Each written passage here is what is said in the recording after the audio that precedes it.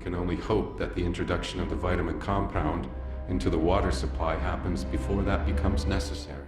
It feels like Apple TV Plus is having trouble because the second episode was accidentally leaked well before its usual release time, but they managed to remove it right away. Well, I didn't get back to see it back then, but I do wonder if the algorithm had something to do with this. Anyway, episode 2 is out, and we have some really interesting developments along the way. Billings has a new task at hand, Juliette has some eyes on her, not the ones you might be thinking, and Charlotte might not exactly be going through a traumatic brain injury the way we thought she was. Let's go through the episode quickly and some of the other details from episode 2 so that we can prepare ourselves for what's next in Silo.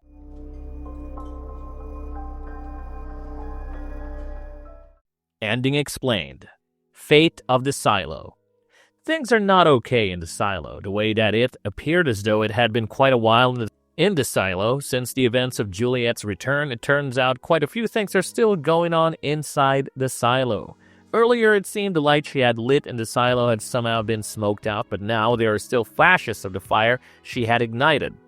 Jules remains at the center once again, in the process of getting back her memory, something over which the fate of the Silo hangs. After the whole ordeal of confronting the 3 peeps from her past, Jules goes back to her room where Amy checks her and gives her the meds. Jules manages to show that she had consumed them only to spit them out when Amy arrived. It's almost as if there was an instant effect on her through the lack of the meds and the multiple mentions of Lucas Kyle in the past few hours. She is reminded of a core memory she shared with Kyle. Jules goes to the cafeteria to observe outside and finds the constellation that looks like W, something that Kyle had pointed out to her, and just when you thought things were on the right path, we see Amy going back to Jules' room and checking the sink and discovering the pills that she had spat out. Meanwhile, Camille was having her routine chat with the algorithm, and it directly engages in how important Juliette's role is in the fate of the Silo. According to the algorithm, ever since Jules had come back from outside, 2 lines had defined the chances of catastrophe in the Silo. It showed a blue line indicating the calm in the Silo since Jules had become mayor, and at the same time, a red line indicating the threat to the Silo if her memory had come back. According to the algorithm, she had been put through the memory protocol, something that is clearly associated with how she had been drugged with memory loss pills. But the trouble was that if these 2 lines intersected at any point, it could cause the catastrophe in the Silo. And what was the plan in case that did happen? Drugging everyone in the Silo by putting the vitamin compound in the water supply. Yes, it's like the Batman Begins arc, but it isn't entirely a new concept inside the Silo. According to a revelation that Bernard and Lucas had made based on Salvador Quinn's records after the Great Rebellion, memory-suppressing drugs had been used to make the survivors forget about the rebellion by introducing them into the Silo's water supply. This was important to allow for the new social order to stabilize. According to the algorithm, if the 2 lines crossed, it was important to get rid of Jules, but getting rid of her would surely cause severe damage to the beliefs of the people in the Silo, and the intention was to prevent that by introducing the so-called vitamins in the water supply. I had a crowbar, and that's what I used to try and open the doors. When the memory game started. Remember when we had mentioned the fact both Charlotte and Jules were going through a memory issue? Could not just be a coincidence. Turns out Charlotte was being administered a memory drug or treatment, something that could be the foundation of what has been happening inside the Silo. The Before Times arc begins with Daniel attempting to restore Charlotte's memory using details such as her childhood and her parents. But it is there that Daniel comes across Dr. Viktor Kronkovich, a man who, with the utmost pride, claims responsibility for Charlotte's memory troubles. Yeah, that came out of nowhere. It was only when he started explaining himself that things started to make some sense. According to him, the medication they were providing Charlotte was developing a drawbridge between her and her memories. It was important to use core memory items to slowly help her recover her memory so that something traumatic could be avoided for the time being. It all sounded convincing, and even Daniel appeared to be quite convinced until he had a chance to come across Helen Drew again. During an interaction with Anna Thurman, who was likely responsible for getting Charlotte into the new facility, we learned that the doctor was quite a big deal because he treated veterans free of charge. Interesting. It was then that we came across Helen, who asked how Charlotte had managed to get into a facility that is actually quite expensive. When Anna, a big fan of Victor, tried to intervene, Helen threw some really interesting information into the mix. According to her, Kronkovich was quite renowned for his memory-altering treatments and probably not in a good way. According to her, Kronkovich had conducted his first trial on the prison population in countries too indebted to the U.S. aid to say no, and the second was on DoD recruits who don't get a say in their medical treatment. But what was important about these points was how she felt that it was Kronkovich who got to decide which memories were supposed to be kept and which could be removed. Yeah, now it all seems pretty suspicious. Plus, at the present time, the algorithm was discussing the memory protocol that Jules had been put through with Camille, so it becomes clear that there's a larger plan being executed, and there might be more people involved than Daniel could ever have thought. Later in the before times, Helen, after learning Charlotte's whereabouts, visits the facility under the guise of someone from the senator's office. There she has a sit down with Charlotte, takes her out for a walk, and tries to jog her memory about the events that led to her present condition. But remember how the doctor had mentioned that certain elements from her past could be used to bring her memory back while suppressing the traumatic bits. When Helen pulled out her notepad and pen, it immediately brought back a memory of a similar interaction with Helen before, in secret in a car. But this was probably too traumatic for her because she right away had a strong reaction to it, and Kronkovich, who had been observing them from afar, probably intervened and took matters into his own hands. When Daniel arrived, he confronted Helen about what she had done, only to find that it was Charlotte who had contacted Helen earlier and expected Daniel to do the same on her advice. Yeah, so the plan was to put Daniel deep inside whatever was being kept from them, particularly associated with a mission that Charlotte was being sent for, where they had their planes loaded with bunker busters along with an 80s communication system.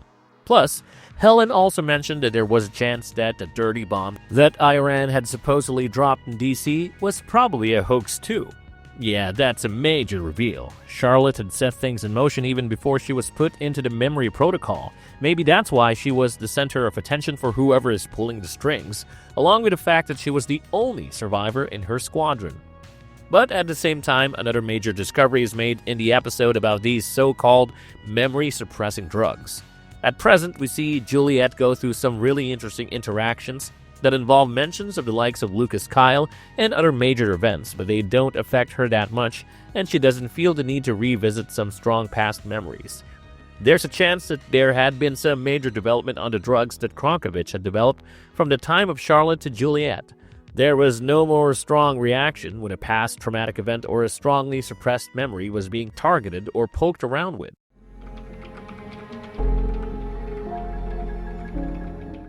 The missing cast of Orla Kent. One of the major arcs in the previous episode was that Orla Kent, a character who had managed to grab serious attention as we had been following her for a while. During the council meeting, we found out that she was the shadow to the head of supply, Carla McLean. And within a few minutes, we learned that she was someone who put herself forward when it came to questioning the higher authorities. She almost got into an argument with Ed Harwood, head of mines, who had questioned her age and experience several times, and Kent herself had replaced Harwood's daughter, who had previously held the same position until she was put under investigation.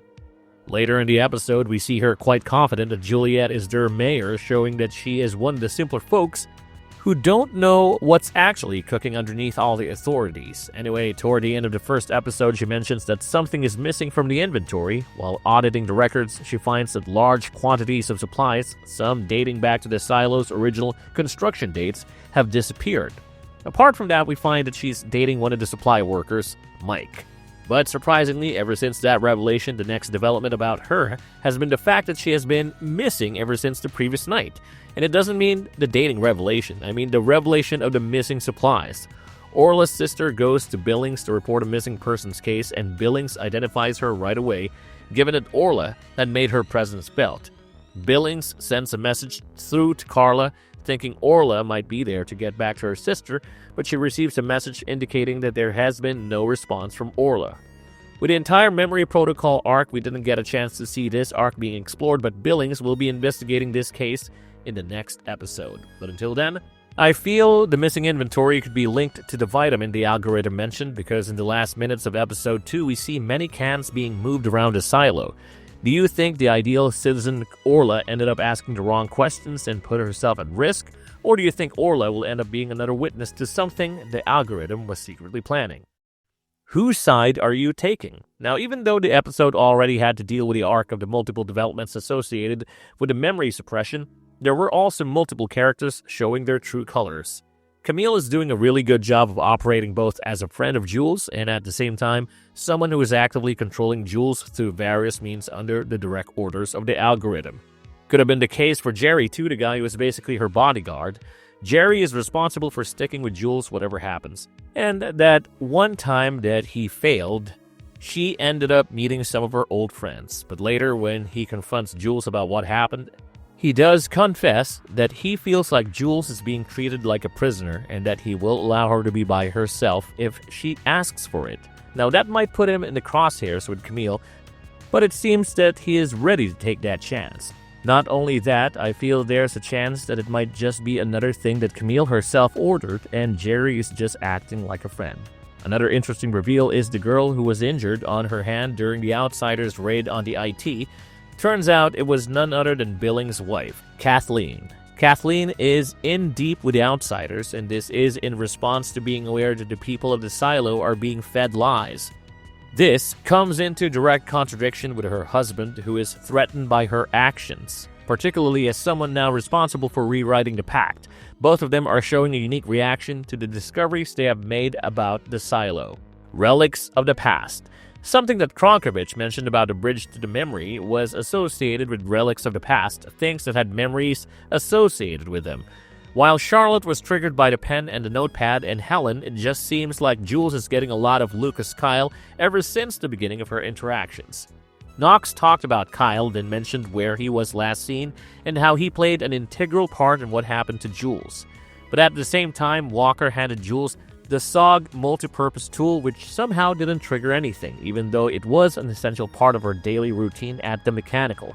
Another major moment that triggered her memories was her encounter with Patrick, Kennedy, Danny, and Sandy. Somehow that didn't trigger anything. But then they handed her the helmet, which had 17 written on it, another major relic of the past, considering it was a helmet that she had picked from Silo 17. So now Jules has enough trigger points to recover her memory. I feel these relics will be important in her memory recovery process.